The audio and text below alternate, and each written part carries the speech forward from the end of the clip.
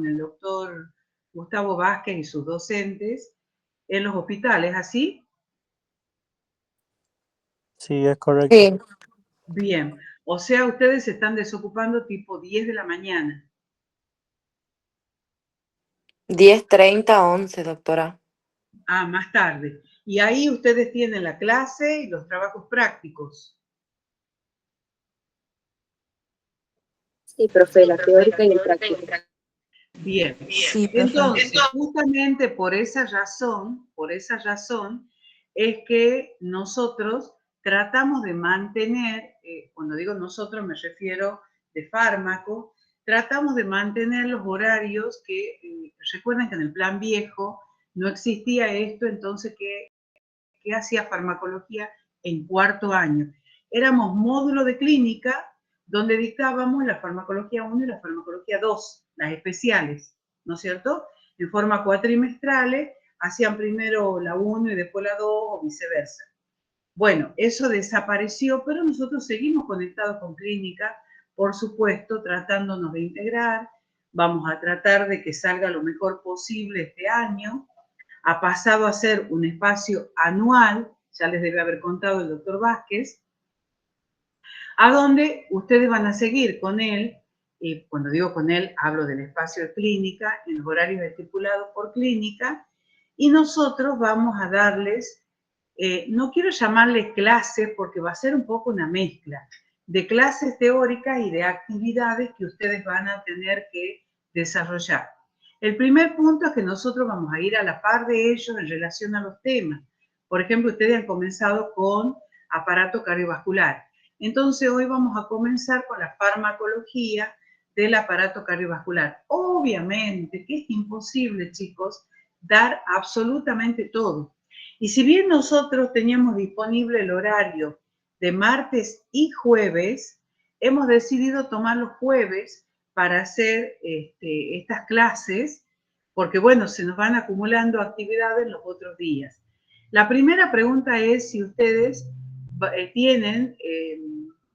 no tienen inconveniente, mejor dicho, de los jueves a las 16:30. ¿Es así? Serían de 1 hora y media más o menos las clases o las actividades que se haría con ustedes. No tienen otro espacio, otra actividad en esta hora. Yo personalmente no.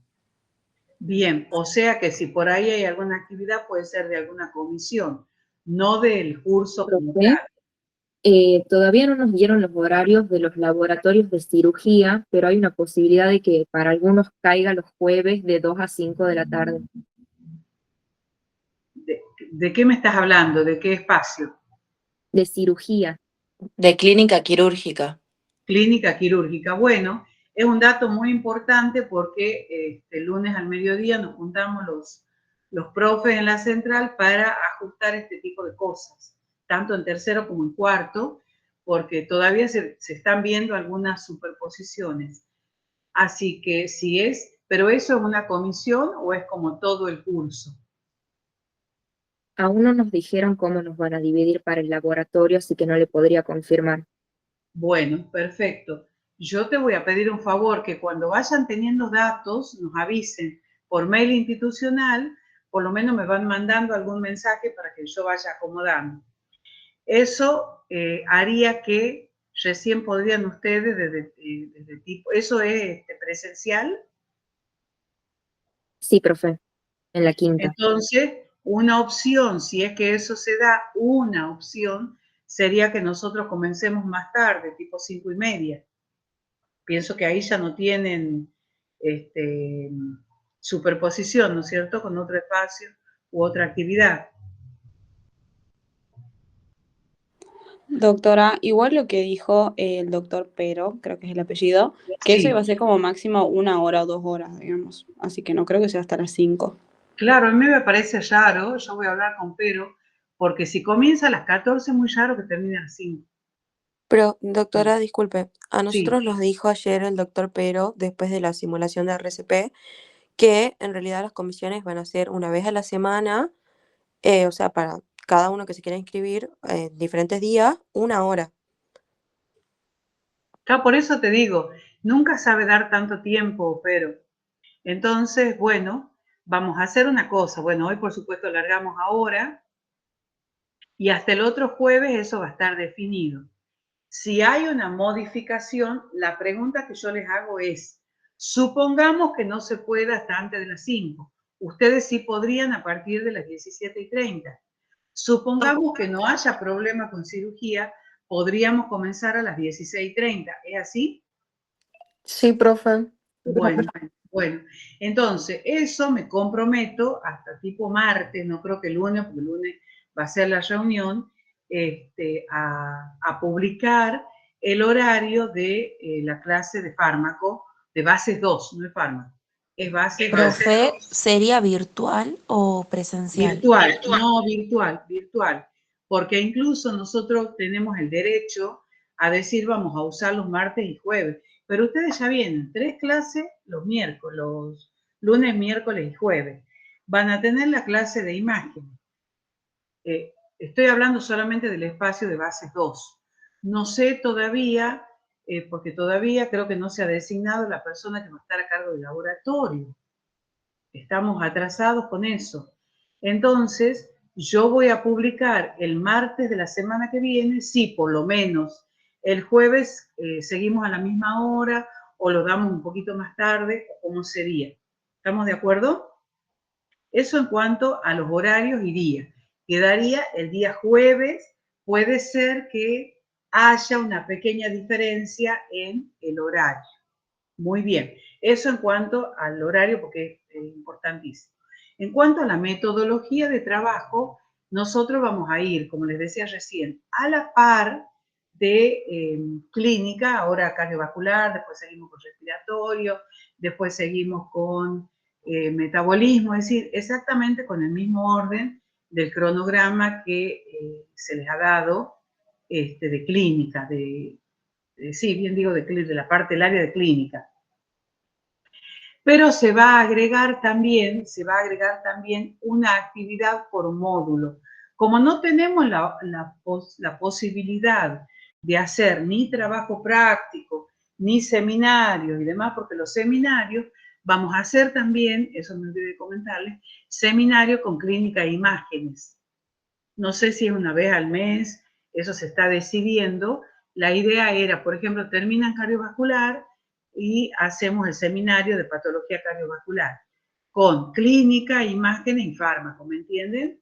En los hospitales a donde ustedes están yendo. El problema que hay, por lo menos desde fármaco, imágenes tiene la suerte que tienen los docentes en los hospitales, pero nosotros no. Ustedes saben que históricamente damos las actividades en la cátedra, porque los docentes de farmacología a la mañana trabajan, y no en el Padilla o el centro de salud, trabajan en otros hospitales, gente que está en hospitales del interior, en el Hospital del Este, el Hospital de Concepción, en otros trabajos del CIPROSA, en otro tipo de enseñanza media, etcétera, etcétera. Entonces, incluso en sanatorios o en sistemas de salud.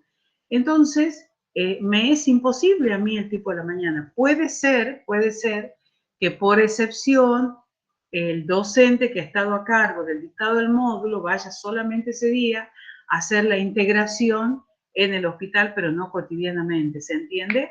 Eso estamos tratando de arreglar también. Hay muchos problemas con el tema de los espacios de los docentes y relacionado al número de alumnos, que no podemos hacer trabajo práctico porque no hay dónde, no hay docentes. Ese es el problema, chicos. Entonces, las actividades van a ser virtuales, van a constar de las clases de los temas más prevalentes del módulo que ustedes están viendo en clínica. Nosotros vamos a aportar las bases farmacológicas para. O sea, ahora vamos a comenzar con las bases farmacológicas para el tratamiento de la hipertensión arterial. El cómo van a tratarlo al paciente, si es un paciente anciano hipertenso, no es lo mismo que si es una mujer embarazada hipertensa. Entonces, el qué medicamento le van a dar, el cuánto le van a dar y el cómo le van a dar, eso es cuestión de clínica. Y en eso hemos quedado con clínica. Nosotros damos las bases farmacológicas de la terapéutica. Y lo vamos a hacer por un lado con el tema de estas clases y por otro lado con las actividades que le vamos a ir dando para que ustedes desarrollen, y una vez que esas actividades ustedes la tengan concluida, la van a subir al campus para que nosotros podamos corregirle y decirle, ¿está bien o no hay que corregir? ¿De acuerdo? Porque es la manera que nosotros vamos a tener para evaluar la asistencia de ustedes y la regularidad en el área de farmacología. El examen final va a ser integrado también, como seguramente les ha comentado el doctor Vázquez. ¿Alguna pregunta, chicos? No quiero extenderme más al respecto para darle lugar. Sí, sí, sí.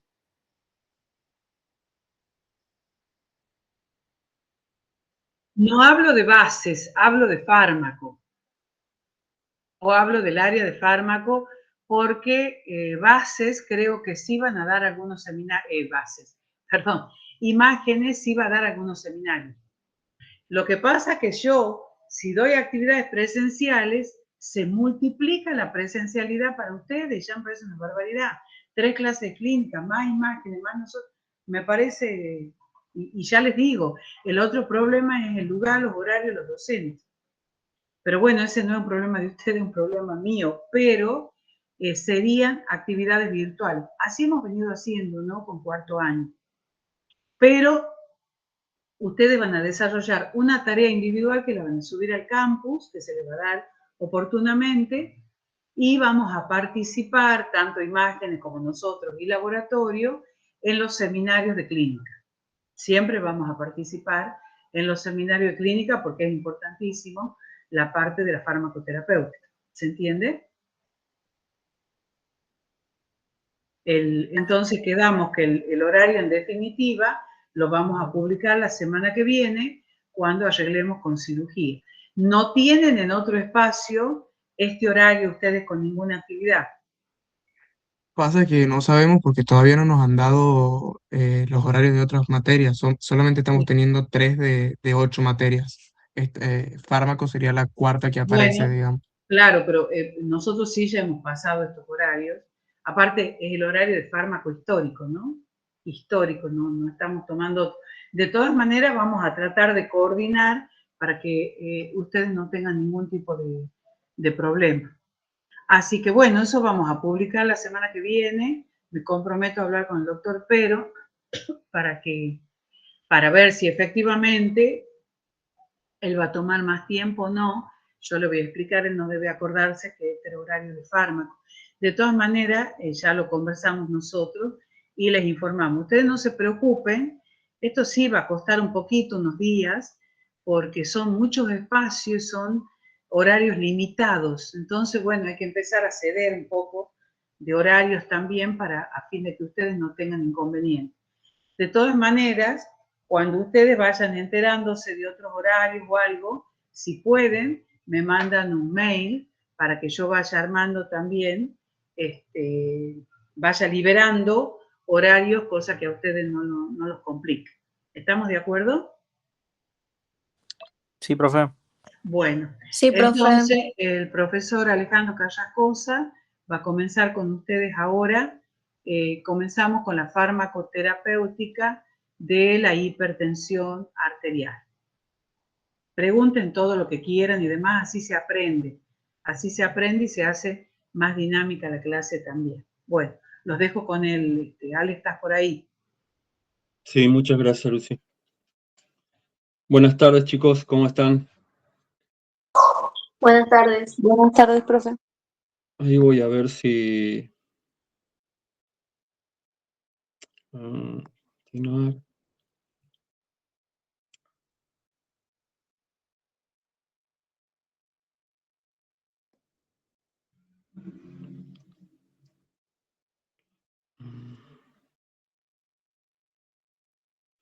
Ay,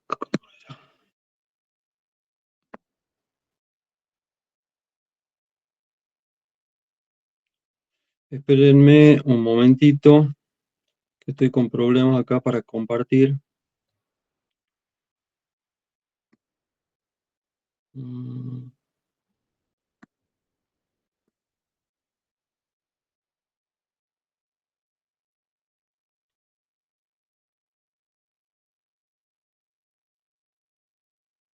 ¿Se ve ahí, chicos? Ahí está compartiendo, profe, se ve perfecto. Ahí se ve. Bueno, Sí, sí. acá, como estoy con la tablet, ahí no puedo sacar esto que está al costado, ¿sí? Porque a veces necesito escribir algo mientras voy hablando, ¿sí? Pero se ve bien, ¿verdad? Sí, sí, se ve todo bien. Bueno, ahí por favor, a los chicos a los ayudantes de fármacos, si hay algún problema o algo, me van avisando, por favor, ¿ok? No hay problema Dale, con dale, Mario. profe. Te Dale, avisamos. gracias. Bueno, entonces, como le decía la doctora Unías, vamos a empezar con la farmacología de la hipertensión arterial y de la insuficiencia cardíaca. Acá hacerles ver más o menos que ustedes ya tienen una base de lo que es la fisiopatología.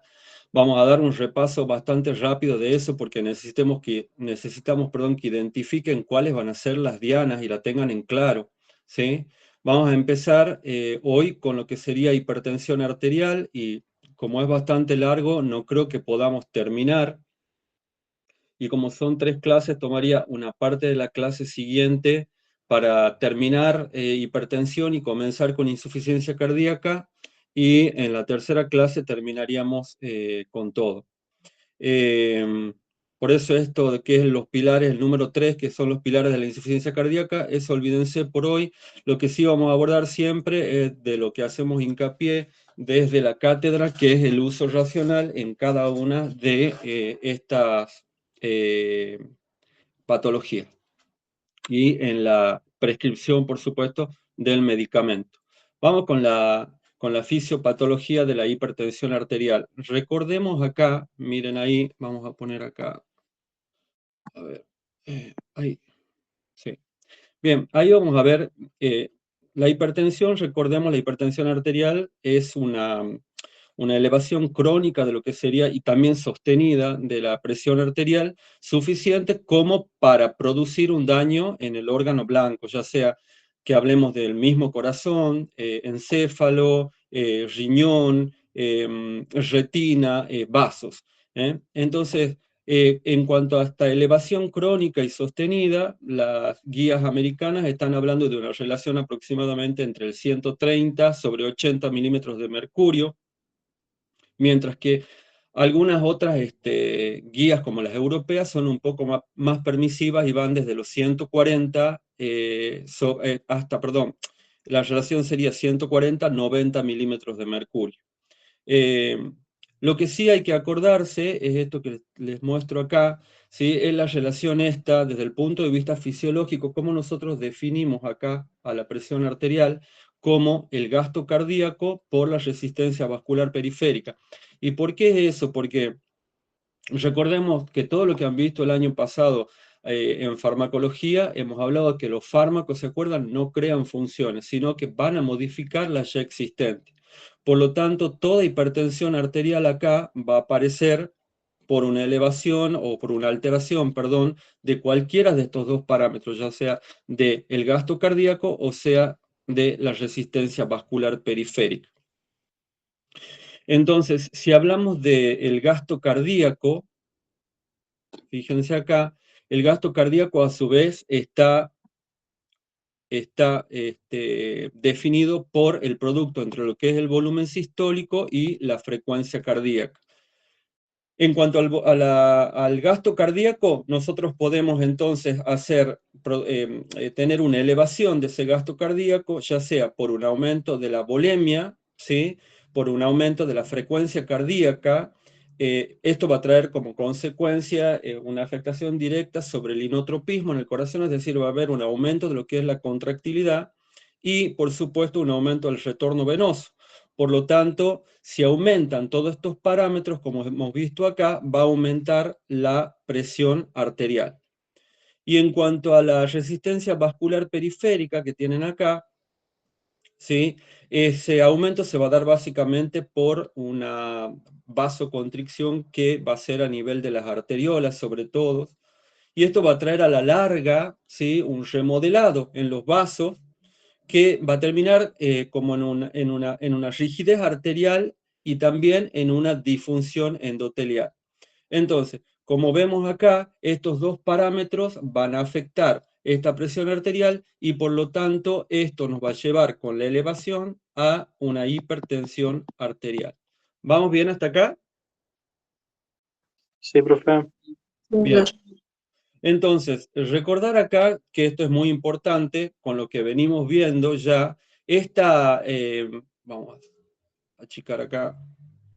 Esta hipertensión arterial entonces no va a ser una sola patología, sino vamos a ver que es un síndrome hemodinámico multifuncional, donde van a entrar en juego una serie de sistemas que van a estar exacerbados, como por ejemplo va a haber a nivel del sistema simpático, va a haber una hiperactividad a nivel del sistema simpático, también vamos a tener, por ejemplo, una activación del sistema renina-angiotensina-aldosterona, no en condiciones fisiológicas, sino de manera desproporcionada, una disfunción a nivel del endotelio en los vasos y, por supuesto, este remodelado vascular que se va a traducir al final en un aumento de la resistencia vascular periférica. Entonces, ¿por qué vemos esto? Porque estas van a ser nuestras dianas farmacológicas. En cuanto a la hiperactividad simpática, vamos a ver que es uno de los mecanismos que es más frecuente con respecto a lo que es esta hipertensión arterial, porque ya sabemos que los neurotransmisores involucrados, como adrenalina, a partir de las glándulas suprarrenales o de las terminaciones simpáticas, como la noradrenalina, ¿sí?, se van a ver aumentada la liberación. Entonces, al aumentarse esta liberación a nivel del corazón, ¿sí?, por ejemplo, un órgano blanco, vamos a ver que esta noradrenalina se va a unir a receptores, sobre todo receptores, por supuesto, beta, que van a aumentar el inotropismo, la contractilidad, y esto va a traer como consecuencia, ¿sí?, un aumento de la presión arterial por aumento en el gasto cardíaco. Y a nivel de los vasos también esta hiperactividad simpática, vamos a ver que va a producir una vasoconstricción por uniones a receptores, sobre todo alfa-1, y también va a haber un aumento en la secreción de renina por receptores, por unión de estos neurotransmisores a receptores beta-1 a nivel renal. Entonces, fíjense cómo esta hiperactividad simpática va a terminar promoviendo un aumento en el gasto cardíaco, un aumento en la resistencia vascular periférica, ¿sí?, y una activación del sistema renina-angiotensina-aldosterona.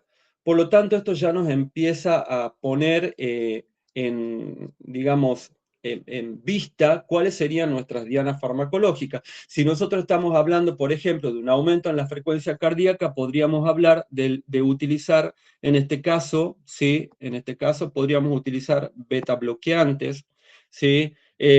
También podríamos utilizar agonistas alfa-2. Si hablamos con respecto a la vasoconstricción, podríamos utilizar, por ejemplo, vasodilatadores, ¿sí? Entonces, vean la importancia que tiene que nosotros vayamos identificando cuáles van a ser nuestras dianas para poder aplicar de lo que sería la terapéutica razonada, ¿sí?, que ustedes ya la han aprendido el año pasado, la correcta utilización de los fármacos. Otro de los pilares que van a ser muy importantes desde el punto de vista de la farmacoterapéutica de la presión de la hipertensión arterial va a ser este mecanismo que farmacológicamente es muy, muy importante, que es la hiperactividad o la activación de lo que sería el sistema renina-angiotensina-aldosterona. Recordemos que ante una hipoperfusión, ¿verdad? Nosotros tenemos una hipoperfusión que va a ser detectada acá a nivel renal por las células de la mácula densa perteneciente a este aparato que es el juxtaglomerular. Ante esa hipoperfusión, el riñón va a secretar esta hormona que es la renina, y esta renina es la encargada de transformar un simógeno producido, sintetizado en los hepatocitos, ¿sí? Que es el angiotensinógeno, lo va a convertir en angiotensina 1. Y esa angiotensina 1, a nivel de lo que sería el endotelio pulmonar y renal, por acción de la enzima, acá está, esto es básico para nosotros acá, la enzima convertidora de angiotensina va a convertir esta angiotensina 2, 1, perdón, en angiotensina 2, que sería el producto activo en realidad. Y esta angiotensina 2 va a unirse, ya vamos a ver, qué efectos va a producir, se va a unir a receptores que son angiotensina AT1, ¿sí? Es angiotensina 2, pero se va a unir a estos tipos de receptores que son los que están implicados en el mecanismo de la fisiopatogénesis de la hipertensión arterial. Eso va a traer como consecuencia, fíjense, por ejemplo, también va a colaborar en el aumento de la actividad simpática. A nivel de las glándulas suprarrenales, va a viajar por sangre esta angiotensina 2, ¿sí? Va a unirse a receptores que son mineralocorticoides y va a promover la síntesis de aldosterona. Y esa síntesis de aldosterona también a su vez, ¿sí? Va a producir una reabsorción de sodio y agua, al ser el sodio un ion osmóticamente activo, y va a colaborar con el aumento de la volemia. Entonces, en este caso también estaríamos aumentando el gasto cardíaco y la presión arterial. También cuando se una a receptores a nivel de las arteriolas, va a provocar acá una vasoconstricción arteriolar. Y por supuesto que es uno de los parámetros que están involucrados en la presión arterial, se va a aumentar también la presión arterial. Por otro lado, también al impactar sobre el lóbulo, fíjense, posterior de la hipófisis, va a producir, va a inducir o va a estimular la síntesis de la hormona antidiurética o vasopresina. Y esta hormona ya sabemos que va a promover la reabsorción de agua a nivel de los túbulos colectores, con lo que aumentaría la volemia. Entonces, todo esto que tenemos acá, producido por esta activación de este sistema renina-angiotensina-aldosterona, estarían colaborando también con la hipertensión arterial. Entonces, fíjense, acá ya nos están dando también otro pantallazo sobre cuáles serían nuestras dianas farmacológicas acá. Si nosotros pensamos en esto, la enzima convertidora de angiotensina, ¿sí? Va a ser uno de los blancos o dianas farmacológicas. Muy importante. Vamos a borrar acá. Perdón.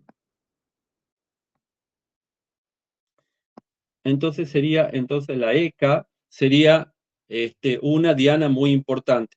Por otro lado, también podemos tener los antagonistas de los receptores de angiotensina, o sea, vamos a tener angiotensina, ¿sí? Disponible, pero estos antagonistas se van a unir, ya conocen eso ustedes, por antagonismo competitivo a estos receptores, impidiendo que se una aquí la angiotensina 2, por lo tanto, si no tenemos angiotensina 2 unida a los receptores, también lo que vamos a hacer es disminuir todo esto que nosotros estamos viendo acá.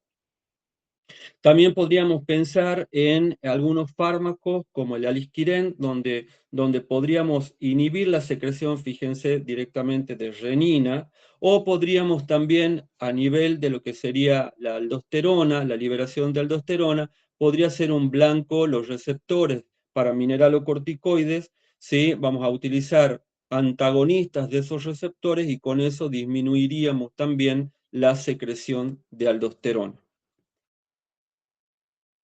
Bien, ¿vamos bien hasta acá? Sí. Se entiende todo, ¿verdad? No los veo yo, por eso estoy viendo solamente la Sí, doc, se presentación. Te entiende están bien. mandando pulgarcito, profe, Sí, o sea, se doctor. está entendiendo todo. Bien, es que yo no veo más que la presentación. Perdón mi insistencia a veces, como no sé si me están escuchando o no me están escuchando.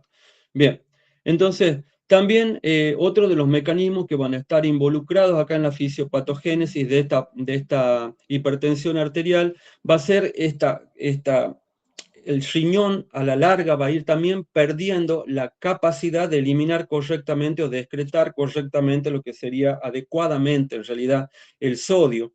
Como el sodio es un ion osmóticamente activo, nosotros podemos ver que ese sodio al quedar retenido en el túbulo o en la luz tubular en la nefrona, va a también retener agua, con lo que va a haber una expansión del volumen, un aumento de la volemia, un aumento del retorno venoso. Esto va a influir, ya saben ustedes, en la poscarga, por lo tanto va a haber un aumento en el gasto cardíaco, y esto por supuesto que va a producir un aumento en lo que sería la presión arterial.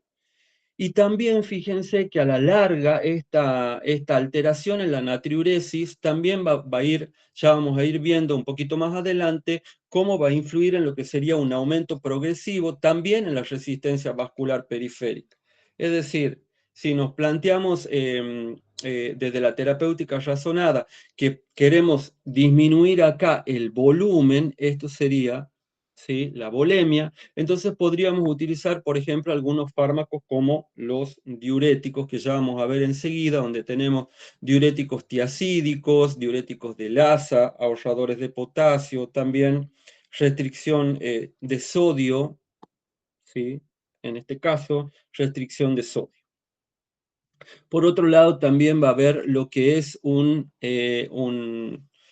recuerden que el tono de los vasos también, el endotelio es un verdadero órgano, cumple una función muy importante en cuanto a mantener el tono vascular, porque hay un equilibrio, ustedes lo conocen bien a esto perfectamente, entre lo que serían dos factores a nivel del endotelio, donde ustedes van a tener tanto el óxido nítrico como la endotelina. Este óxido nítrico sabemos que es el factor relajante del endotelio por excelencia, y que ante algunos estímulos, como por ejemplo una hipoxia, ciertas hormonas, o por cuestiones de estrés, como el Sher estrés, o sea, un aumento de los radicales libres, etcétera, que van a colaborar con el Sher estrés, ¿sí?, esto activa esta enzima que tienen acá, que es la óxido nítrico sintasa, y esa óxido nítrico sintasa es la que va a comenzar la conversión de L-arginina para producir este óxido nítrico. Y este óxido nítrico se va a unir a sus receptores, promoviendo la transformación de GTP, o sea, va a activar la adenilato ciclasa, en este caso la estaría activando, ¿sí?, y transformando el GTP en GMP cíclico, y eso a la larga termina produciendo una relajación de la musculatura lisa vascular. Pero funciona no solamente él, sino que está en un perfecto equilibrio con esta hormona que es la endotelina. Y esta endotelina también sería el factor contráctil de esta musculatura lisa vascular, que se va a producir también ante ciertos estímulos para mantener ese tono vascular, y al unirse a esos receptores que se denominan ETA, esos receptores son los ETA, acá dice ET1, pero en realidad son los ETA, ¿sí?, va a provocar, ¿sí?, una vasoconstricción. Entonces, de este juego perfecto, este equilibrio perfecto entre lo que serían estos factores que son relajantes y contráctiles dentro del endotelio, ¿sí?, podremos obtener, en este caso, en la hipertensión arterial, ¿sí?, en condiciones fisiológicas, ese equilibrio perfecto mantiene el tono vascular en condiciones saludables, perfectas, pero en la hipertensión arterial va a haber una disminución en lo que sería el óxido nítrico, en la producción de óxido nítrico, un aumento, o sea, en este caso estaríamos ya dejando de relajar la musculatura lisa vascular como corresponde, habría un aumento en lo que sería la endotelina, por lo tanto en el factor contráctil. Esto también, colaborado por el estrés oxidativo, va a llevar a una vasoconstricción crónica. Bien, entonces va a predominar, fíjense, en este caso, en vez de predominar la relajación de la musculatura lisa vascular, va a predominar por esta disfunción endotelial, ¿sí?, factores que son contráctiles como la endotelina. Por otro lado, también vamos a ver, bueno, me estaba olvidando una cosa acá. Hay en algunos países, por ejemplo, como Estados Unidos, a partir del 2024, Europa, algunos países a partir del 2024 y 2025, se comercializa antagonistas de estos, acá, serían antagonistas de estos receptores ETA, ¿sí? Acá en Argentina todavía no se están comercializando. El aprocitentan es el que se utiliza, el que les estoy diciendo que se utiliza a nivel de Estados Unidos o en países de Europa, inclusive también creo que en el Reino Unido. Pero acá en Argentina, hasta ahora, en el 2026, no se comercializa. Por otro lado, también vamos a ver acá que se produce lo que es un remodelado vascular, donde, bueno, intervienen una serie de factores que no solamente en este remodelado vascular con el tiempo va a aparecer una hipertrofia, acá lo que les decía en la musculatura lisa vascular, pero acá entran en juego, acá yo le pongo en la diapositiva, se activa el sistema inmune, ¿sí? Se producen se estimula la producción de muchas interleuquinas que van a terminar, por supuesto, activando el sistema inmunológico, produciendo lo que son las famosas células espumosas. A todos estos procesos ustedes ya los conocen, ¿sí? Y va a terminar produciendo a la larga un remodelado vascular que va a estar dado específicamente, sobre todo por una hipertrofia de la musculatura lisa, un engrosamiento en la túnica media. Entonces, al engrosarse la túnica media, vamos a ver que se reduce la luz vascular, y eso también lleva a una rigidez o a una pérdida de la distensibilidad que se produciría en condiciones que son fisiológicas.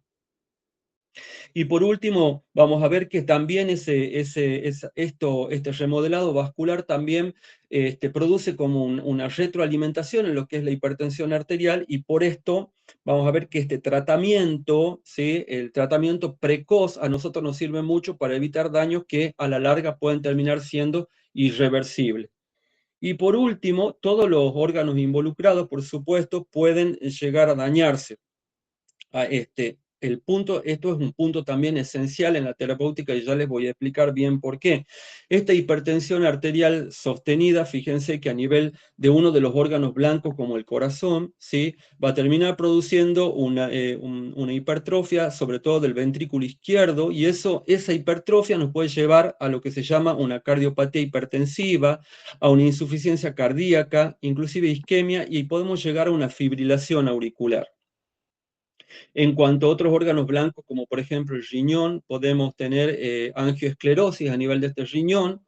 El riñón comienza por esto también a se pierde proteína por el filtrado, y esto termina en una insuficiencia renal, es decir, empieza la génesis también asociada como daño de este órgano blanco de una enfermedad renal que se puede llegar a ser crónica, una insuficiencia renal crónica. A nivel del encéfalo pueden darse, bueno, accidentes cerebrovasculares, ya sean o isquémicos o hemorrágicos, y por supuesto esto va a terminar, en el mejor de los casos, no solamente en un deterioro cognitivo del paciente, sino en otros problemas mucho más graves. Y en cuanto a nivel de la retina, que también es otro órgano blanco acá, se podría producir una retinopatía hipertensiva. Entonces, vean cómo acá, en este caso, hemos ido viendo cuáles son las dianas, ¿sí? Las dianas farmacológicas que nosotros tenemos que abordar en la terapéutica de lo que sería la farmacología de la hipertensión arterial. ¿Alguna pregunta hasta acá? No, profe. ¿Todo bien? Todo bien. Bien. Entonces, vayamos a ver. Yo le he planteado acá, porque si ustedes recuerdan el año pasado, se ha hablado mucho sobre esta metodología que la cátedra hace mucha insistencia o insiste, que es la terapéutica razonada. Esta terapéutica razonada, ¿se acuerdan que nosotros teníamos el primero de los pasos, si ustedes recuerdan, era definir el problema? Eso es lo que acabamos de hacer, una definición del problema, es decir, abordar todo lo que sería la fisiopatología. Luego nosotros nos teníamos que plantear los objetivos, ¿sí? Si era hipertensión arterial, bueno, yo les pongo acá muchos, porque por ahí nosotros lo que buscamos, la hipertensión arterial, pensamos que lo único que tenemos que hacer es disminuir esta presión arterial. Pero por lo que acabamos de ver, nosotros tenemos que evitar todos los inconvenientes asociados a fisiopatología, como daños, por ejemplo, en órgano blanco, disminuir también todo lo que sean accidentes cardiovasculares, inclusive a nivel del corazón, un infarto agudo de miocardio, que termine por esto en una insuficiencia cardíaca o haya una progresión a la enfermedad renal y, por supuesto, la mortalidad. Todos esos objetivos nos planteamos desde lo que es la terapéutica razonada. No solamente traer la presión arterial, como les digo acá, al target. Por lo tanto, si yo tengo que ponerme a pensar en esto, fíjense que yo me pregunto, ¿cuál será el mejor antihipertensivo? Y bueno, el mejor antihipertensivo no es solamente el que disminuye la presión arterial, o sea, no es este nuestro único objetivo, sino el que va a reducir todos estos eventos y va a proteger también estos órganos blanco o diana de los que nosotros hemos venido hablando. ¿Se entiende hasta acá, chicos? ¿Está bien? ¿Sí? Bien. Sí. Entonces, en base a esto, fíjense, vamos a empezar con lo que sería la farmacoterapéutica. Si nosotros, uno en la hipertensión arterial, o en la presión arterial, habíamos dicho, perdón por la letra, tengo la tablet puesta inclinada, pero la presión arterial habíamos dicho que era igual, ¿sí?, al gasto cardíaco por la resistencia vascular periférica. Entonces acá este gasto cardíaco habíamos dicho que estaba dado tanto por el volumen sistólico, ese volumen sistólico depende, ¿sí?, directamente de lo que sería la volemia, y también por la frecuencia cardíaca. Entonces, en este caso, todos estos fármacos, que son los diuréticos, van a actuar sobre lo que sería la volemia. Bien. Entonces, fíjense, dentro de estos fármacos, ya les voy a decir, dentro de estos diuréticos tenemos una clasificación donde tenemos estos diuréticos tiacídicos, que son con los que vamos a empezar ahora nosotros, o también se les llama tiacida-like, ¿sí?, que me voy a detener un poquito más en estos diuréticos tiacídicos porque, fíjense, les pongo acá en el Power, son considerados de primera línea en la hipertensión no complicada, en la hipertensión arterial no complicada. Pero también podemos tener otros tipos de diuréticos que son denominados de alto techo o diuréticos de Lassa, donde vamos a tener otros tipos de fármacos, y acá en realidad estos no van a ser de primera línea, estos de Lassa, sino se van a utilizar en ciertas oportunidades. Por ejemplo, cuando haya una hipertensión arterial, pero con una enfermedad renal crónica avanzada, o cuando también el paciente concomitantemente padezca de insuficiencia cardíaca. Otro de los diuréticos que vamos a ver van a ser los ahorradores de potasio y también los antagonistas de los minerales corticoides, ¿sí?, como la aldosterona.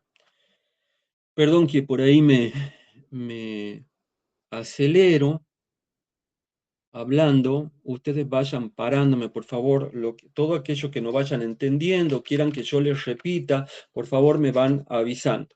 Dentro de estos diuréticos tiacídicos que les digo que son los primeros que vamos a ver, voy a borrar esto acá.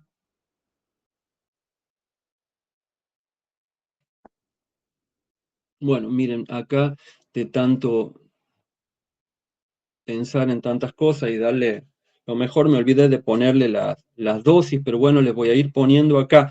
Fíjense que cuando hablamos, por ejemplo, de fármacos, hay 3 fármacos muy importantes dentro de este grupo de los diuréticos tiacídicos, donde tenemos la hidroclorotiacida, la clortalidona y la indapamida. Sí, sobre todo a nivel de lo que sería hidroclorotiacida y clortalidona, son muy utilizadas. Estas dos, o sea, hidroclorotiacida y clortalidona, van a tener dosis de inicio aproximadamente en 12,5, uy, perdón, qué fiero que estoy escribiendo, sería, a ver, que tengo la tablet acá puesta.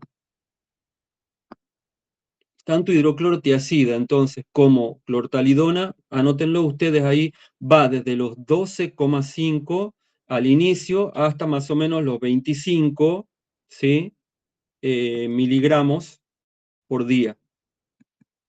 ¿Ok? Indapamida, menores concentraciones, digamos, serían desde 1,25, 1,50, 1,5 hasta 2,5 miligramos acá al día. Lo que sí les quiero dejar en claro que, por ejemplo, clortalidona tiene una vida media mucho más larga, que va más o menos entre 40 y 60 horas, por lo tanto, esto suele dar un mejor control de la hipertensión arterial a lo largo de las 24 horas.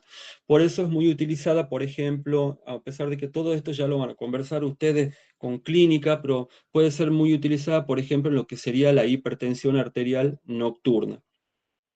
Entonces, serían que cuando hablamos de fármacos dentro del grupo de estos diuréticos tiacídicos, vamos a tener la hidroclorotiazida, la clortalidona y la indapamida en estas dosis que les acabo de decir. Bueno, vamos a ver el mecanismo de acción, o sea, la farmacodinamia. Fíjense acá la van a tener, la pueden ver. En condiciones fisiológicas existe este transportador, que es un cotransportador en realidad que ustedes van a ver acá, que el que les marco acá, ¿sí? Ese cotransportador sodio-cloruro en la membrana, fíjense, está en la membrana luminal de todas estas células epiteliales del el túbulo contorneado distal. Entonces, ese cotransportador en condiciones fisiológicas, lo que se encarga es de, como su nombre lo indica, introducir sodio y cloruro, ¿sí?, hacia estas células del túbulo contorneado distal, y al ingresar sodio acá va a aumentar la concentración de ese sodio a nivel de el citosol de estas células, y esto activa, por supuesto, va a activar la bomba de sodio potasio ATPasa, que se encuentra en la membrana basal, que va a sacar 3 sodios y va a meter 2 potasios, creando así siempre un déficit de sodio dentro del citosol que promueve toda la actividad, ¿sí?, de este cotransportador.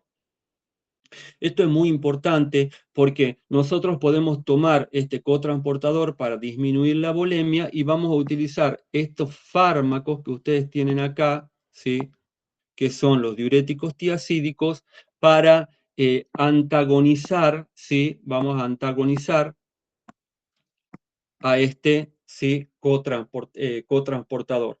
Entonces, desde ya podemos empezar a pensar, si no ingresa sodio, ¿sí? Bueno, cada vez que ingresa un sodio, ingresa un cloruro. El sodio, ustedes saben que tiene carga positiva, el cloruro tiene carga negativa, es decir, es electroneutral. Por eso ingresa un sodio y un cloruro a la célula. Entonces, en estas condiciones de bloqueo, un antagonismo con los diuréticos tiacídicos, ¿qué es lo que vamos a lograr nosotros? Vamos a lograr, sí, que el sodio quede en la luz tubular. Al ser un ion osmóticamente activo, va a arrastrar agua, ¿sí?, y por lo tanto va a haber una disminución tanto en la natriuresis como en la diuresis, que se van a eliminar en mayor cantidad por la orina. Ahora, es cierto también que hay que tener en cuenta ciertas cosas, y ya vamos a verlas cuando veamos las reacciones adversas. Pero a tener en cuenta acá es que la disminución de la natriuresis, el aumento de la natriuresis, el aumento de la volemia van a traer como consecuencia una disminución de la volemia y una disminución en el gasto cardíaco, por supuesto una disminución en lo que sería la presión arterial. Eso pasa en una fase aguda, es decir, al principio van a hacer eso. Ahora, también van a ver que estos siguen actuando después de 4 u 8 semanas, el gasto cardíaco ese se recupera, ¿sí? Eso es lo que tienen estos diuréticos tiacídicos, se recupera el gasto cardíaco porque hasta acá lo habíamos disminuido.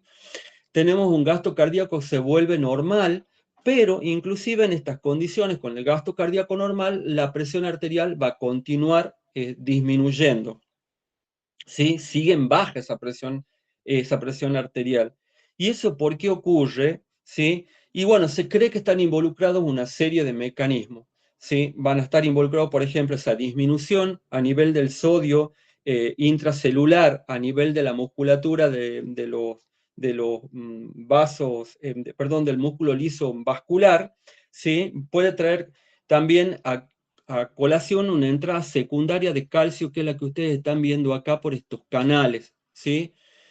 ¿Por qué se produce entrada de calcio acá? Porque al haber depresión de sodio, al estar disminuido el sodio acá, porque no está entrando, porque lo estamos bloqueando acá al transportador, entonces estos canales de calcio se activan y este calcio se abren, entra calcio dentro de la célula y estos canales están en la membrana luminal del túbulo contorneado distal de las células estas epiteliales, y en la membrana basal ustedes van a tener que tienen acá, este contratransportador que saca calcio, y para compensar esas dos cargas positivas que tiene el calcio, por cada calcio que saca, fíjense, hacia los capilares peritubulares, mete 3 sodios. Y así de esa manera compensaría, digamos, la pérdida o la depresión de sodio a nivel de estas células epiteliales del túbulo contorneado distal. Entonces, también, como está entrando calcio acá por este mecanismo, hay una disminución de la entrada secundaria de calcio, entonces eso disminuiría también la respuesta a neurotransmisores como son la noradrenalina, como son, por ejemplo, la angiotensina 1, y también aumentaría, ya vamos a ver cómo, estos canales de potasio que ustedes tienen acá, ¿sí? Ya les voy a explicar cómo. Y eso va a traer como efecto, por supuesto, una disminución en la resistencia vascular periférica, que estarían haciendo estos diuréticos tiacídicos en una fase más crónica, digamos, ¿sí? Después de las 8 semanas continúan haciendo esto, y esto es un efecto antihipertensivo que va a ser sostenido. Entonces, resumiendo, estos no es que solamente vamos a tener que bloquean este cotransportador sodio-cloruro y aumentan la natriuresis, ¿sí? Y aumentan también la diuresis, con lo que disminuirían la volemia. Eso sí sería el mecanismo principal, pero en una fase aguda, es decir, una fase inicial. En cambio, en una fase más crónica, a la larga, es lo que les acabo de explicar, ¿sí? Va a terminar produciendo también una vasodilatación que va a ser arteriolar crónica. Bien, ¿se entendió o no se entendió, chicos? Sí, profe. Bien, entonces, fíjense acá que en cuanto a las reacciones adversas, yo les pongo acá, bueno, pueden provocar hipocalemia. Tienen acá las reacciones, ahí están las RAMs, ahí tienen para ver un poco mejor, ¿sí? Vamos a tener hipocalemia. ¿Y esto por qué? Porque al llegar, fíjense, más sodio acá en esta gráfica de abajo, acá en esta que le estoy señalando, al llegar más sodio acá al túbulo colector, ¿sí? Porque está bloqueándose este cotransportador acá, llega más sodio al túbulo colector, y entonces aumenta el intercambio de sodio y potasio por un tipo de canales que ustedes ya también conocen, que son los denominados canales ROMK o ¿sí? ROMK, ¿sí? Que lo que van a hacer es, van a intercambiar para cubrir esa depresión de sodio a nivel de la célula. ¿Qué es lo que van a hacer? Van a promover, ¿sí? Por canales, por supuesto, ENaC, todo esto también depende de la aldosterona, la entrada de sodio a la célula y la salida de potasio. Entonces, esa salida, ese potasio que sale, ¿sí? Por contratransporte, vendríamos a decir así, no es exactamente de esa forma, pero por la entrada de sodio para compensar la depresión de sodio acá, intracelular, en la célula del túbulo contorneado distal, ¿sí? Entonces también a nivel acá del túbulo colector, vamos a ver que se va a reabsorber ese sodio, ¿sí? Y para eso se secreta potasio. No se puede reabsorber sodio y quedar el sodio con carga positiva acá, ¿sí? Para eso, compensación, digamos, de un gradiente eléctrico va a ser la salida justamente del potasio. Sale potasio, se pierde potasio, se secreta potasio y se elimina con la orina. Y por eso se produce esta hipocalemia, ¿sí? Esto también hay que siempre monitorearlo porque a la larga puede traer, por ejemplo, recuerden cómo está involucrado en la génesis del potencial de acción del potencial de acción a nivel del nodo, sobre todo sinoauricular, el potasio, ¿sí? Y fíjense que puede traer arritmias, puede traer, qué sé yo, otros también efectos adversos, como por ejemplo debilidad muscular, astenia, calambres, ¿sí? Entonces, toda esa hipocalemia siempre tiene que estar controlada. Otra de las reacciones adversas muy importantes acá va a ser la hiperuricemia. ¿Por qué? Esto ya lo han visto ustedes el año pasado, cuando veían cinesis, uno de los mecanismos de eliminación de los fármacos era la secreción tubular. Y ahí en la secreción tubular ustedes tenían un contratransporte a nivel de las células del túbulo contorneado proximal, donde había lo que se llamaban, ¿se acuerdan?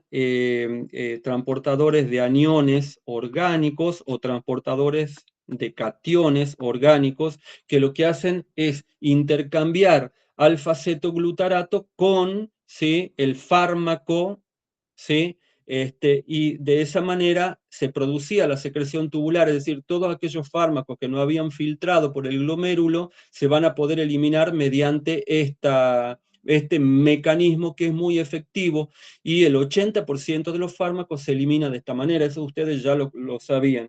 Entonces, a nivel de estos transportadores de aniones orgánicos, perdón, van a competir estos.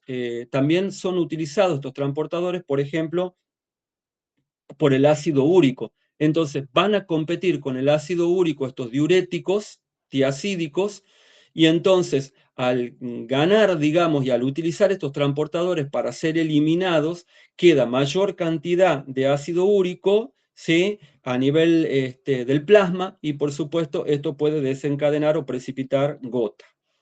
También otro de las RAM que podemos tener es una hiperglucemia. Recordemos en las células beta del páncreas cómo están involucrados estos, ion potasio. ¿Se acuerdan cuando aumentaba cuando entraba la glucosa, esa célula beta cambiaba la relación ATP-ADP y eso terminaba a la larga cerrando unos canales denominados SUR, ¿sí? Y acá está esta disminución justamente en el potasio, por esta hipopotasemia o esta hipocalemia, termina produciendo una hiperglucemia, porque al haber menor cantidad de potasio, como les digo, ¿sí?, no se despolariza la membrana, no cambia mucho la relación ATP-ADP y no se libera justamente esta insulina desde los gránulos o desde las vesículas que se encuentran en las células beta pancreáticas. Por otro lado, también se puede producir hiponatremia. Bueno, esto no importa porque eso se debe, por supuesto, al mismo mecanismo de acción. Ustedes ven que acá se está produciendo un aumento en la liberación, perdón, en la natriuresis y por supuesto, la diuresis, ¿sí? Esto, lo que sí les quiero decir con el tema de la hiponatremia, hay que tener mucho cuidado porque en un riñón senescente, ¿sí?, en ancianos, esto también tiene mayores dificultades. Me imagino que ustedes ya lo irán a conversar directamente en clínica. Ahora, bueno, no sé si tengo algo más de esto. Bueno, acá les pongo por qué son de primera línea todos estos. La hipertensión arterial involucraba todo esto que ustedes tienen acá: la expansión del volumen, el aumento de la volemia, la retención de sodio, el aumento de la rigidez vascular, la sensibilidad aumentada, todo esto que acabamos de ver, que como los diuréticos tiacídicos van a corregir todos estos parámetros, ¿sí? Y por eso ustedes van a ver que siempre van a ser considerados de primera línea en la mayoría de los consensos y las guías internacionales. Solos o en realidad mucho más también asociados a otros fármacos que ya vamos a ver. En cuanto a la farmacocinesis de estos diuréticos tiacídicos, bueno, se pueden administrar por vía oral y entonces alcanzan una alta biodisponibilidad. Se puede observar ya el efecto en en 1 o 2 horas, se van a eliminar, ¿sí? Por vía renal, y yo lo que les decía que clortalidona tiene una vida media más larga y entonces puede controlar mejor la hipertensión durante 24 horas. Esta vida media es más o menos de 40 a 60 horas, ¿sí? Y entonces se utiliza en hipertensión arterial nocturna. Pero ¿cuál va a ser acá nuestro uso racional de estos diuréticos tiacídicos? Se eligen principalmente en ancianos.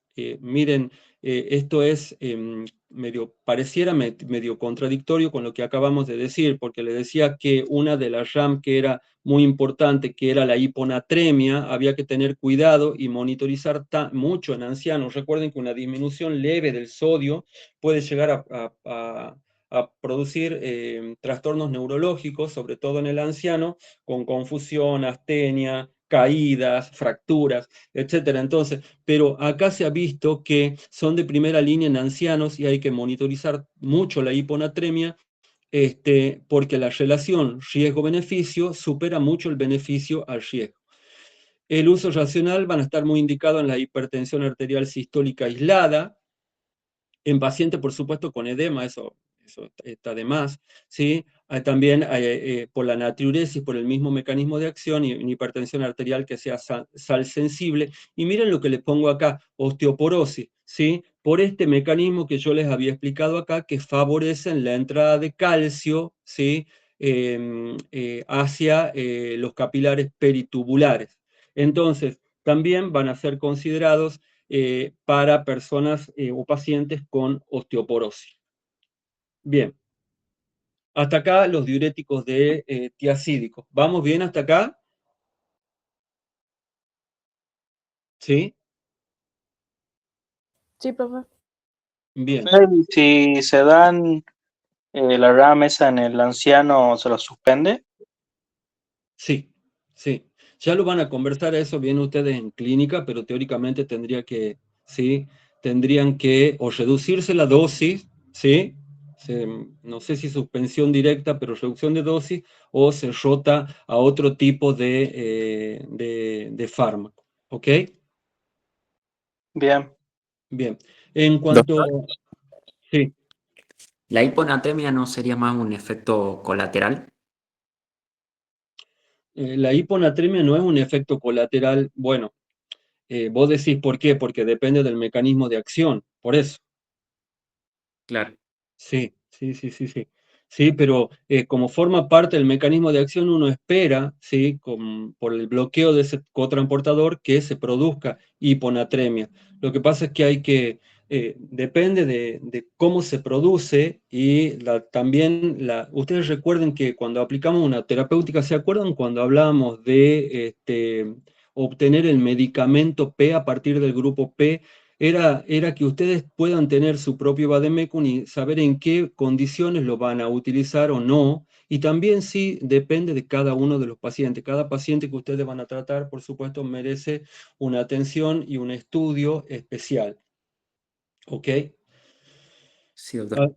Bien, en cuanto a los diuréticos de Lassa, fíjense que estos diuréticos no van a ser acá de primera línea, pero sí les voy a decir que cuando van a ser sí se van a usar. Acá está, cuando haya una insuficiencia renal con una tasa de filtración glomerular menor a 30 mililitros por minuto, ¿sí? O cuando haya, por ejemplo, una sobrecarga hídrica que sea muy importante, o sea, cuando haya un edema, ¿sí? O cuando hay, por ejemplo, también, acá no les he puesto, pero por ejemplo, cuando hay insuficiencia cardíaca también se pueden utilizar estos diuréticos de Lassa. Pero estos no se pueden utilizar, digamos, crónicamente como se hace con los diuréticos tiacídicos, ¿sí? Porque vamos a ver que la natriuresis que van a promover va a ser una natriuresis muy potente. Por eso se llaman diuréticos de techo o de alto techo o de techo alto, ¿sí? Porque la natriuresis va a ser mucho más marcada. ¿Cómo van a actuar estos? Bueno, estos fármacos donde ustedes van a tener, ¿cuáles fármacos son los de este grupo? La furosemida, la torsemida y la bumetanida, ¿sí? Sobre todo de qué disponen, y esto ustedes siempre habrán visto ya en sus guardias, en todo lo más, que sobre todo que es la furosemida, es muy utilizado.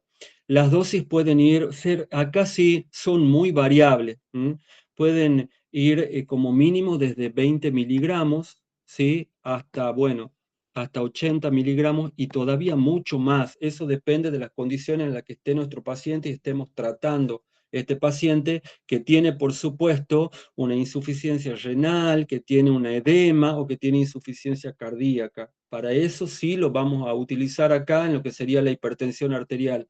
Pero recuerden lo que les digo, no van a ser de primera línea en un paciente que no presenta este tipo de patologías que estamos viendo acá. ¿Cómo van a actuar? Estos van a actuar exclusivamente en la llama ascendente. Bueno, acá no se ve bien esto, pero ahí. En la llama ascendente del asa de Henle, ustedes van a tener, van a bloquear un transportador que se conoce como NKCC2, que es un transportador de sodio, potasio 2-cloruro, ¿sí?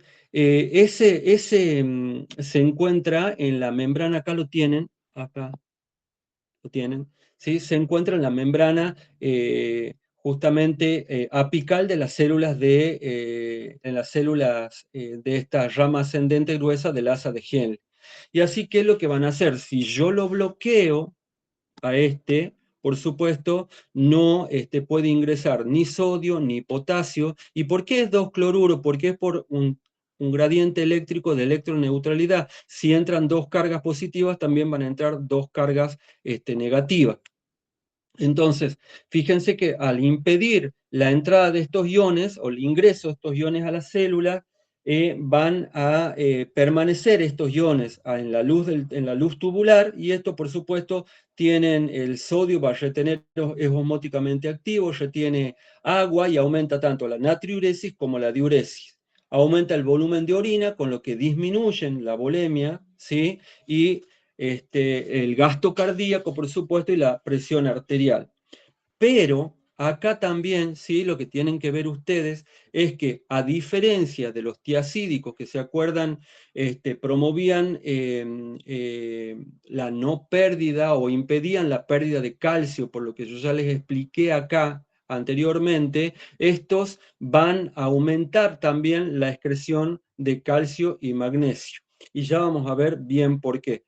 ¿Sí? Entonces, el mecanismo de acción es lo que les acabo de explicar, por inhibición de este cotransportador denominado NKCC2, sodio, potasio, 2-cloruro. Eso sería el mecanismo de acción, con todo lo que les expliqué. Y el modo de acción de estos serían por una disminución del volumen plasmático, ¿sí? Y también van a promover lo que es una vasodilatación a nivel de las venas, o sea, aumentan la capacitancia por digamos, por un efecto que parece, no está muy bien dilucidado, pero parece estar relacionado o mediado por prostaglandina, ¿sí? Al aumentar también la capacitancia de las venas, disminuyen la presión de llenado del corazón. Y bueno, acá van a tener muchas reacciones adversas que, si ustedes están viendo acá, bueno, esto que no les he puesto acá. Acá están las RAMs, ¿sí? Les dejo acá las RAMs. Bueno, vamos a producir hipocalemia, ¿sí? Ya sabemos, por el mismo mecanismo que el anterior, que el tiacídico, porque a nivel del túbulo colector, para reponer el sodio, tiene que salir potasio, y eso promueve la pérdida de potasio. Bueno, la hiponatremia y la hipovolemia van a estar dados justamente por el mismo mecanismo de acción. Y acá, esto es lo que les decía, que producen esta hipocalcemia e hipomagnesemia. Normalmente, vamos a ver que este NKCC2, a ver, vamos a volver acá. No, acá. ¿Sí? NKCC2 ingresa, como les decía, en condiciones fisiológicas, sodio, potasio y los 2-cloruros a la célula. Y una parte de ese potasio, que es el que está acá, ¿sí? Que ven acá, vuelve a salir, fíjense, sale nuevamente potasio. Sale nuevamente potasio, vuelve a salir, donde se está formando la orina a través de lo que les decía yo, estos canales denominados ROMK, ¿sí? Esos canales ROMK, recuerden que son dependientes de aldosterona. Entonces, como el potasio, ¿sí? El potasio tiene una carga positiva acá, todo el calcio que ustedes tienen acá en la orina y también el magnesio, esto tiene carga positiva y estos iones también tienen carga positiva. Entonces esto lo que va a crear es un empuje eléctrico sobre el calcio y sobre el magnesio que los va a empujar a que aprovechen, digamos, ese empuje para que por vía paracelular, no transcelular en este caso, sino vía paracelular, se van a mover hacia la sangre. ¿Sí? Es un transporte, como les digo, entonces pasivo, que va a estar movido exclusivamente por un gradiente eléctrico. Entonces, si yo lo que hago usando la furosemida es bloquearlo a este cotransportador, no tengo este potasio no sale, esto que ven acá, ¿sí? Al no entrar potasio a la célula, entonces se detiene esta salida de potasio y se detiene esta carga y ese empuje para que puedan ingresar, ¿sí? Por ese empuje eléctrico, el calcio y el magnesio. Y se pueden perder entonces por la orina. Recuerden que esos canales ROMK son muy importantes a nivel de la rama ascendente gruesa del asa de Henle y también a nivel del túbulo colector, y van a ser dependientes de aldosterona. Bueno, otra de las RAM que ustedes pueden tener va a ser alcalosis metabólica. También puede producirse hiperuricemia por el mismo, bueno, acá la alcalosis porque se pierde bastante también protón por esa diuresis, se pierde mucho protón, ¿sí? La hiperuricemia porque también van a competir a nivel del túbulo contorneado proximal por aquellos transportadores de aniones orgánicos. También esto puede traer como consecuencia esa la hipovolemia, que es bien marcada en este caso, y la hiponatremia pueden traer hipotensión ortostática, aumento también de la creatinina y urea, ¿sí? Se puede producir acá, aumento de la creatinina y urea, porque al estar disminuida, también la filtración a nivel del glomérulo queda más creatina, ¿sí? Creatinina, y urea, y eso puede producir un aumento de la creatinina y la urea. Y por supuesto, bueno, en condiciones puede provocar reacciones alérgicas. Hay contraindicaciones acá que son muy importantes para estos diuréticos. ¿Cuándo no lo voy a dar? Cuando haya anuria, ¿ok? Porque no puedo pensar que el fármaco va a llegar si hay anuria, si el paciente tengo que pensar en un daño renal. Entonces, si hay anuria, no tiene sentido utilizar estos diuréticos de alto techo como la furosemida. Por supuesto, una contraindicación total es si hay hipersensibilidad. Cuando también haya deshidratación, lo tengo al paciente deshidratado, y en el embarazo también están contraindicados por una disminución en lo que sería la perfusión placentaria. Bien. Luego tenemos estos que se conocen como ahorradores de potasio. Son otros tipos de diuréticos. Voy lo más rápido que pueda para tratar de liberarlos ya a las 6:15. Fíjense que estos ahorradores de potasio van a actuar tanto en el túbulo contorneado distal como en el túbulo colector. Pero estos ahorradores de potasio, fíjense que les pongo acá, ténganlo en cuenta, después cuando vayan a la bibliografía, ustedes a revisar todo esto, que van a ser de baja potencia, es decir, no se utilizan como monoterapia, sino que en realidad, ¿para qué se van a utilizar? Se van a utilizar combinados con otros diuréticos para justamente, como su nombre lo indica, evitar, ¿sí?, la pérdida de potasio por la orina. Y se van a dividir en dos grandes grupos, en los que serían directamente los antagonistas de la aldosterona. Acá tienen la espironolactona, ahí tienen la dosis también, de 12,5 a 25 miligramos por día, y la eplerenona, ¿sí?, de 25 miligramos cada 12 horas. ¿Qué van a hacer estos? Son antagonistas, directamente van a bloquear ese receptor mineralocorticoide, lo bloquean, ¿sí? Hay un antagonismo, ¿sí? Y entonces no se va a poder liberar, por supuesto, aldosterona. Recuerden la función que tiene la aldosterona. Esa aldosterona a nivel de los túbulos colectores, del túbulo colector y del contorneado distal, induce la síntesis de canales de sodio, que son canales denominados ENaC, ¿sí? Esos canales de sodio denominados ENaC, y también bombas de potasio, que son los ROM que nosotros acabamos de ver ahí. Al bloquearlos, entonces, el sodio, ¿sí?, va a quedar, por supuesto, al bloquear la producción o la síntesis de aldosterona, esto está inducido por la aldosterona, no vamos a tener, ¿sí?, esto ni esto, ¿sí?, y por lo tanto va a quedar más potasio en el plasma, ¿sí?, y ahorran así de esa manera el potasio. Pero tengan en cuenta para estos, como los canales estos, por eso son importantes y les digo acá, son proteínas, van a depender de la síntesis de proteína y por ahí pueden tardar desde horas hasta días en que nosotros podamos empezar a observar el efecto, ¿sí? Bien.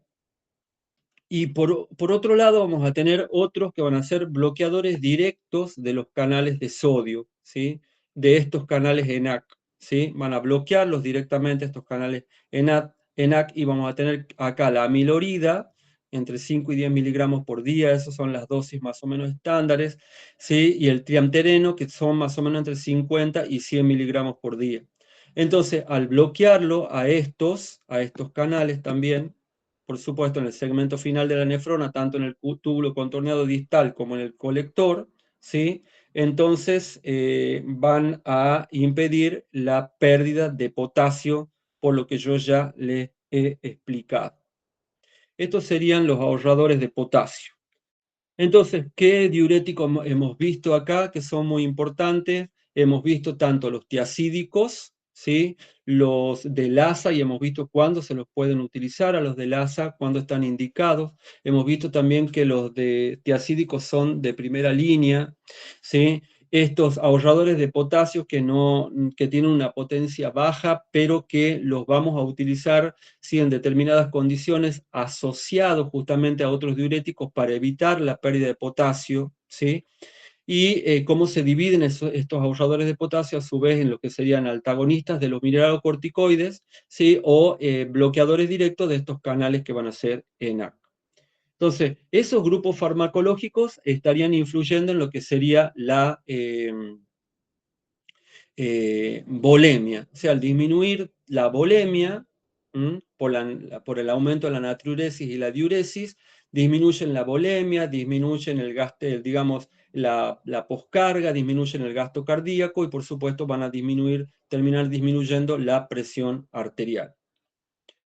Bien, y entramos en otro grupo que son muy importantes acá, que les diría que esto va a ser como un grupo central en lo que es el tratamiento de la hipertensión arterial desde el punto de vista de la farmacoterapéutica. Estos que se conocen, y ustedes ya han escuchado hablar mucho de estos, que son los inhibidores de la enzima convertidora de angiotensina, y recién cuando les hablaba de la fisiopatología, les había contado yo, les había hecho recordar la importancia que tiene esta enzima convertidora de angiotensina en la transformación de la angiotensina 1 en angiotensina 2. Y esa angiotensina 2, por unión a receptores AT1, que son del tipo metabotrópicos también, o sea, receptores tipo 2, van a traer como consecuencia, por supuesto, un aumento en la resistencia, sobre todo vascular periférica, y un aumento en la presión arterial.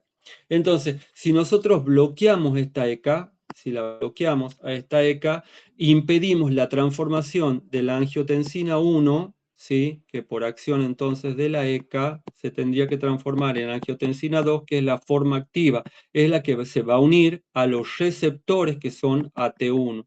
Entonces, ¿qué no vamos a tener acá? Si tenemos inhibida esta ECA, no tenemos esta angiotensina 2 y por lo tanto no se van a poder unir estos receptores AT1, promoviendo todos esos efectos que yo ya les he contado, ya les he hecho recordar. Ese sería el mecanismo de acción que van a tener estos fármacos que ustedes van a ver acá. Está incluido el famoso enalapril, que recuerden que es un profármaco, es decir, que se tenía que activar en el metabolismo del primer paso, en alaprilato. Eso tener en cuenta. ¿Por qué lo digo acá? Porque en un paciente que sea hepatópata, en este caso, ¿sí? Tendré que cambiar por otro. Ya vamos a ver cuáles son activos. Por ejemplo, el captopril es directamente activo. El enalapril y el ramipril, bueno, ya aprovecho y se los digo acá, son profármacos. Entonces, en un paciente que tenga insuficiencia hepática, también habría que considerar el uso de la forma activa, por ejemplo, el captopril. O en otras condiciones de poder tener la oportunidad de modificar la dosis. Bien, ¿cuáles van a ser, qué es lo que van a producir como modo de acción? Eso sería el mecanismo. El modo de acción van a producir una disminución, o sea, al no estar esta angiotensina 2 que se une a los receptores AT1 y que promueva la vasoconstricción, ¿sí? Van a promover lo que sería una vasodilatación, y esa vasodilatación a la larga va a traer una disminución en la resistencia vascular periférica y una disminución en lo que sería la presión arterial.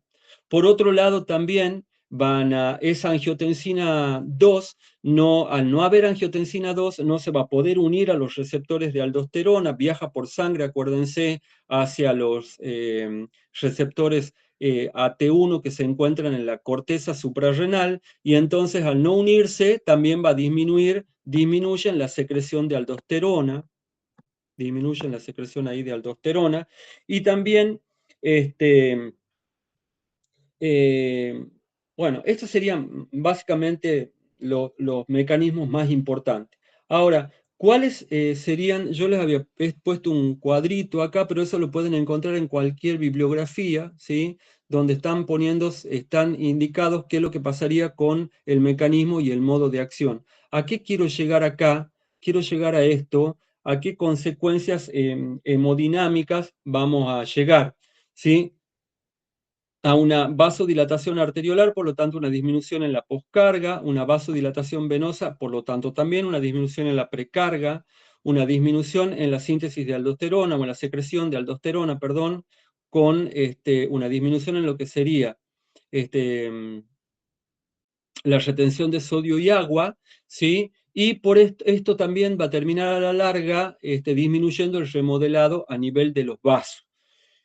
Entonces, fíjense, acá sí les quiero hablar de una de las, no sé si les he puesto acá, sí, ya vamos a volver con las indicaciones, pero fíjense, acá una de las ramas importantes va a ser la tos seca, ¿sí? Eso es muy molesto para el paciente, y eso es ¿por qué? Porque la ECA, la enzima esta, no solamente convierte la angiotensina 1 en angiotensina 2, sino también se encarga de la degradación por hidrólisis, de la degradación de estas bradiquininas, ¿sí? Y entonces, al no estar presente esta ECA, aumentan las bradiquininas, también aumenta la sustancia P, aumenta la irritación bronquial, y esto trae esta característica RAM de estos inhibidores de la ECA, ¿sí? Como el enalapril, que es la tos seca, y es una tos seca molesta y es persistente, ¿ok? Entonces, habría que pensar en ese caso, si el paciente no soporta, digamos, esta RAM, que es bastante molesta, un cambio de grupo directamente, porque todos los que inhiban la ECA, ¿sí? Enalapril, ramipril, captopril, lisinopril, todos los que son este tipo de fármacos van a producir esta reacción adversa medicamentosa bastante molesta. Bueno, también van a producir un aumento de la creatinina, pero ojo con esto, porque al principio, ¿por qué producen un aumento de la creatinina? Porque dilatan la arteriola eferente a nivel glomerular. Y entonces eso disminuye la presión intraglomerular y, por supuesto, disminuye esa filtración glomerular inicialmente, y entonces queda mayor creatinina en el plasma y eso puede provocar un aumento. Pero ojo, no tenemos que pensar directamente, el fármaco está aumentando la creatinina, puede ser que tengamos un daño renal. No, esto es de esperarse en estos tipos de fármacos o en este grupo. Pero ¿hasta cuándo más o menos es aceptable? Hasta por lo menos un 30% que aumenta esta creatinina. Ya después, si a la larga vemos que va aumentando, ¿sí? Entonces sí tenemos que pensar en otro tipo de daño que no está relacionado justamente con el fármaco. Bien, y pueden producir acá hipercalemia esto, fíjense, a diferencia de los otros que eran los diuréticos que producían hipocalemia, estos van a producir hipercalemia. ¿Por qué? Porque al estar inhibidos los receptores de aldosterona, ¿sí? o al haber, no haber, perdón, tanta secreción de aldosterona, por lo tanto, va a haber menos secreción de potasio, por lo tanto esto puede llevar a una hipercalemia. En cuanto a la farmacocinesis, fíjense ustedes, yo les decía que como profármacos tienen el enalapril y el ramipril, y como activo o forma activa directamente el captopril. Se pueden administrar por vía oral, se eliminan por vía renal, ¿sí? Y acá yo les pongo, miren, ajustar la dosis en enfermedad renal crónica. Habría que ajustar la dosis acá en la enfermedad renal crónica porque se eliminan de manera activa. Esa eliminación renal es manera activa y entonces si no se ajusta la dosis en una insuficiencia renal, se puede producir un aumento de la permanencia. Ustedes ya se acuerdan que alteraba, aumenta la vida media del fármaco y eso puede traernos fenómenos que son tóxicos. Y esto sí hay que tenerlo en cuenta acá. Bien. Profe, disculpe una consulta. ¿Puede ser que también se pueda administrar enaprilato directamente o es muy caro? Se podría administrar enalaprilato, ¿sí? Pero, o sea, ¿en qué caso lo administrarías vos? Vamos a decir, por ejemplo, en un paciente que tenga insuficiencia hepática. Claro, una insuficiencia hepática. Sí, se podría utilizar, pero ¿para qué si vos tenés, sí, el captopril, digamos, convenientemente sería el que sigue? Acá si vos querés seguir, el paciente tiene, Bien. sí, que es la forma activa, ¿sí? Bien. Se podría, pero si no tuvieras otra opción, digamos, ¿ok? Pero como tenemos una opción más, se puede utilizar el captopril. Ok. Bien, y ¿qué más me estoy olvidando acá? No sé si algo me estoy... Doctor, sí, perdón. las dosis de ¿Del estos, enalapril? sí. Ya les digo ahí. ¿No les había dicho? Bueno, el enalapril, la dosis estándar es 10 miligramos más o menos, pero 10, por favor vayan poniendo bien ustedes, pero se puede empezar desde 5 miligramos, ¿ok? 5 miligramos hasta 20, inclusive miligramos por día. El enalapril, ¿ok? Este es el más utilizado en el grupo, el enalapril. ¿Por qué? Porque es el original o el de referencia del grupo, ¿sí? El innovador vendría a ser. Luego tienen ustedes, en cuanto al captopril, ¿sí? Que es la forma activa, pueden utilizar ustedes directamente desde 25 miligramos como dosis inicial hasta 50 miligramos por día. No, perdón, este sí es cada 12 horas. Cada 12 horas. ¿Sí? Y el ramipril de 2,5, el ramipril, este ramipril desde 2,5, por ejemplo, hasta 10 miligramos. De 2,5 a 10 miligramos por día. Entonces, para no hacerles lío, les repito, enalapril, la dosis estándar 10 de enalapril. Pero también puede empezar desde 5 miligramos y un máximo de 20 miligramos por día. El captopril, ¿sí? Sería desde 25 miligramos hasta 50 miligramos cada 12 horas. ¿Sí? Y el ramipril, como les decía recién, de 2,5 más o menos hasta 10 miligramos por día. Esas serían las dosis más o menos de estos. ¿Ok? Bueno, ¿Alguna pregunta más? Si no, me adelanto ya estos ARA2 para poder liberarlo. ¿Vamos bien hasta acá? ¿Se va entendiendo? Sí, profe. Buenísimo. Entonces vamos a ver que acá tenemos otros grupos que son muy importantes acá, que van a ser estos se llaman ARA2, significa antagonista de los receptores de angiotensina 2. ¿Cuáles son los receptores de angiotensina 2? Son los denominados AT1, porque la angiotensina, recuerden que se puede unir tanto a receptores AT1 como a receptores AT2. Los que son promotores de la vasoconstricción, ustedes recuerden que son también metabotrópicos, es decir, acoplados a proteína G, y están involucrados en la vasoconstricción los AT1, esos receptores. Los AT2 tienen que ver con una vuelta a la normalidad, digamos así, tienen más efecto vasodilatador que vasoconstrictor.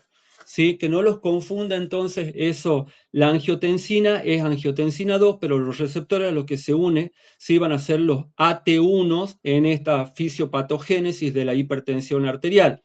Por lo tanto, acá nosotros podemos bloquearlos a estos receptores, los podemos bloquear por un antagonismo competitivo, es decir, va a existir angiotensina 2, pero no va a existir el lugar a donde se puedan unir, por lo tanto, no van a poder llevar a cabo su acción. ¿Qué fármacos están dentro de este grupo? Bueno, dentro de este grupo hay varios fármacos, y estoy viendo que acá también me olvidé de ponerle la dosis, así que ahora les voy a ir diciendo, vayan anotando. En este grupo tienen el losartán, que ha sido como el innovador en este grupo, ¿sí? El primero. Pueden haber dosis de entre 50 a 100 miligramos por día, ¿sí? El valsartán, que este es como la vedette hoy por hoy, ¿sí? El valsartán, que tiene como dosis inicial 80 miligramos, como dosis estándar muchos usan directamente 160 miligramos, pero se puede llegar a 320 miligramos por día, ¿ok? ¿Sí?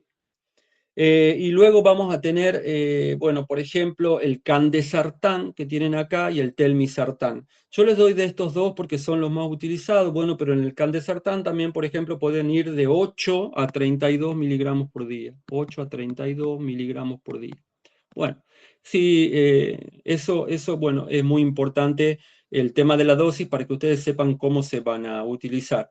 Y estos, fíjense, ¿se acuerdan de los diuréticos tiacídicos como la hidroclorotiacida? El valsartán se suele asociar también a la hidroclorotiacida. En una dosis de hidroclorotiacida, que es la más baja, que es aproximadamente 12,5, ¿sí? Bien, ¿qué es lo que van a hacer? Y bueno, ya ustedes están presumiendo, ¿verdad? El tema de lo que sería el mecanismo de acción. Al estar bloqueados estos receptores que son AT1, la angiotensina 2 no se puede unir esos receptores, por lo tanto, disminuye esa vasoconstricción de la cual es promotora la angiotensina 2, es decir, que va a haber una vasodilatación y con eso una disminución de la resistencia vascular periférica, y también al no haber, también al bloquear estos receptores a nivel de la corteza suprarrenal, van a disminuir la secreción de aldosterona. También entonces van a involucrar ese sistema renina-angiotensina-aldosterona. A nivel del sistema nervioso simpático, también les aclaro que pueden provocar un bloqueo, ¿sí?, de la facilitación presináptica, porque la angiotensina 1 también se puede unir a receptores que son AT1 a nivel de las terminaciones nerviosas simpáticas. Y eso va a facilitar, recuerden ustedes, facilita la liberación de noradrenalina. Entonces, esto ARA2, al bloquear esto, ¿sí?, bloquean estos receptores, disminuyen la liberación justamente de noradrenalina y la actividad de este sistema nervioso simpático. Y no solamente acá, sino también pueden hacerlo a nivel una reducción puede haber del flujo simpático central, porque también esa angiotensina 2, acuérdense que puede actuar sobre ciertas áreas centrales como el área postrema, ¿sí? Y ahí aumenta la actividad del sistema nervioso simpático, en todo el organismo. Entonces acá al estar bloqueada también vamos a ver que por esto puede provocar una disminución, ¿sí? No solamente de la resistencia vascular periférica, sino también tanto de la frecuencia cardíaca como también van a promover una relajación de los vasos. Entonces, esto es muy importante que ustedes lo tengan en cuenta porque ese sería el modo de acción más allá del mecanismo de acción, es por bloqueo de los receptores AT1 y el modo de acción todo lo que les acabo de explicar. En cuanto a la RAM, no sé si las tengo acá, sí, las tengo acá. Fíjense, las RAM van a ser muchas iguales, todas las que producen los inhibidores de la enzima convertidora de angiotensina, pero miren, por supuesto, salvo la tos, porque acá no está bloqueando la ECA, ¿sí? La ECA sigue normal, entonces puede seguir degradando las bradiquininas, ¿sí? Y la sustancia P, entonces no se produce esa irritación bronquial de la que hablamos recién. Entonces, por eso muchas veces cuando la RAM esta de la tos seca es tan importante en un paciente, se rota a un ARA2, ¿sí? Como losartán o valsartán. Bien, también vamos a ver que van a producir, igual que los otros, hipercalemia, hipotensión, aumento de la creatinina, y bueno, esto es muy raro, por eso les pongo raro, ojo acá, pero angioedema. Y acá sí lo que les quiero destacar es que estos ARA2 son muy importantes en cuanto a una nefroprotección. Recuerden que cuando hablábamos al principio de esta farmacología de la hipertensión arterial, yo les decía que había que uno de los objetivos que nos tenemos que plantear es disminución en el daño de los órganos blancos. Y acuérdense que el riñón, ¿sí? Es un órgano blanco que ya hemos visto, ¿sí? Que puede ser afectado. Entonces, como dilatan la arteriola eferente, ¿sí? Por el mismo mecanismo que tienen, disminuyen tanto la hiperfiltración, la pérdida de proteína por la orina y la progresión de la enfermedad renal crónica, especialmente estos tres. ¿Sí? A ver si no me olvido de alguna otra cosa más, creería que no. Bien, ¿se entendió hasta acá? Acá vamos a dejar, chicos, porque ya son casi las 6:25 y ya vamos a continuar con esto en la otra clase. Nos faltan ver los calcio antagonistas, nos faltan ver también los beta bloqueantes, y no me acuerdo qué más, la espironolactona también, nos falta ver un poquito más acá. Y hacer con todos estos grupos, quiero que piensen qué es lo que vamos viendo hasta acá. Es muy importante que ustedes se den cuenta desde el punto de vista de la terapéutica razonada, porque hay un concepto clínico muy importante. La pregunta correcta es, ¿qué fármaco tengo que utilizar según dentro de la... A ver, voy a cerrar acá, así puedo dejar de compartir y los puedo ver, porque yo no sé por qué acá bien empiezo a compartir, se me bloquea la cámara, Pero lo importante que ustedes piensen acá, ¿sí? Es que la pregunta correcta es, dentro de todo lo que vamos viendo, ¿qué mecanismo predomina en la fisiopatogénesis de acá de la hipertensión arterial? Si predomina el aumento de la volemia, tendré que pensar en un diurético, en los de primera línea, en los tiacídicos. Y si predomina, qué sé yo, la activación del sistema renina-angiotensina-aldosterona, que es un eje muy importante en esta farmacoterapia, ¿sí? Vamos a utilizar los inhibidores de la ECA o los ARA2, que son los que vamos viendo hasta acá. ¿Ok? Sí, Bueno, profe. se entendió bien, ¿verdad? ¿Pudieron entender? Sí, profe. Ok. Bueno, listo, nos estamos viendo, Dios mediante, el próximo jueves. Una consulta. Muchas gracias, profe. De nada, gusto en verlos de nuevo. Algo me ponían ahí, no, se me fue la pregunta. A ver, mensaje, quiero ver acá. Profe, una consulta respecto del cursado, ¿cómo serán los parciales y cuáles son las condiciones para la regularidad? Y en los parciales, hasta lo que yo sé acá, van a tener parciales integrados también con un mínimo de aprobación como tenían en bases 1, ¿ok? ¿Sí? No sé cuánto, no me quiero meter a decirles cuántos parciales van a ser, eso todavía están definiendo y cuántos tienen que tener aprobados, Paula. ¿Ok? Bien. Listo, profe, nos vemos. Nos vemos. Adiós. Gracias, profe.